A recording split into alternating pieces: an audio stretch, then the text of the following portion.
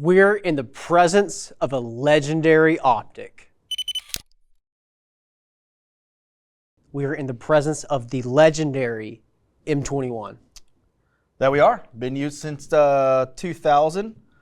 Hundreds of militaries and law enforcement agencies around the world, and still used today with everything that's going on. Absolutely.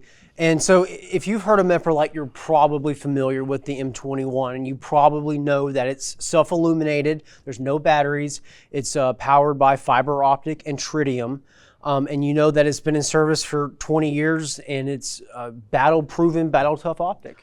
Yeah, the benefit is no batteries, right? So especially that's what Israel was looking for when the IDF came to Meprolight to design the optic.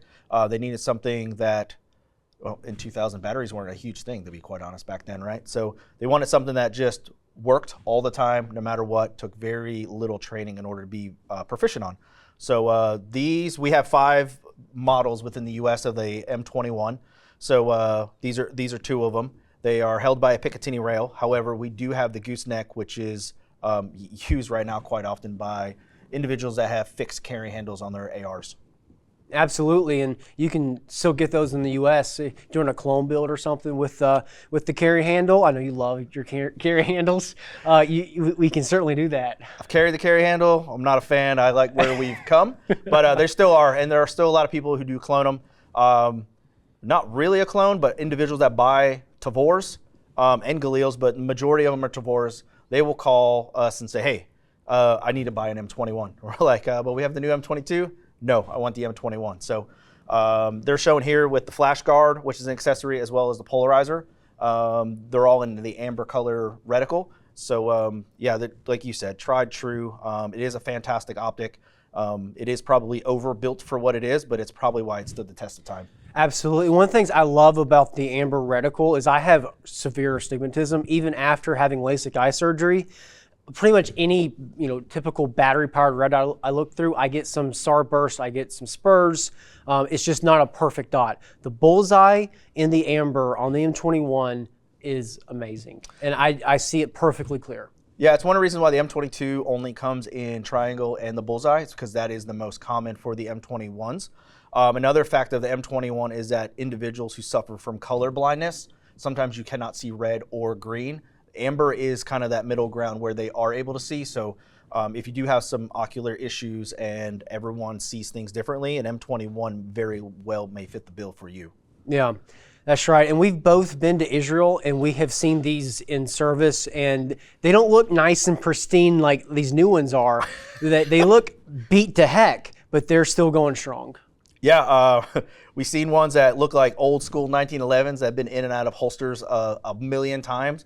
And it's because some of those are still in service from the early 2000s, and they have been beat and scraped and rubbed against gear and issued from one person to the next. So it is quite satisfying when you go there and you work for a company and you're able to see the product being used for decades and doesn't look the greatest. The one I saw was on a brand new Flux Raider Glock setup with this old school M21, and it was something to see, that's for sure. Absolutely. And we're still making these, and we're still pumping them out. And objectively, it is about a 20-year-old design. So you look at the M22, it's going to be objectively better because it's a newer design. It's going to be smaller. You're going to have the red reticle options with it. But there's absolutely nothing wrong with running an old M21, especially if you're doing a clone build or running a Tavor or a Galil or whatever.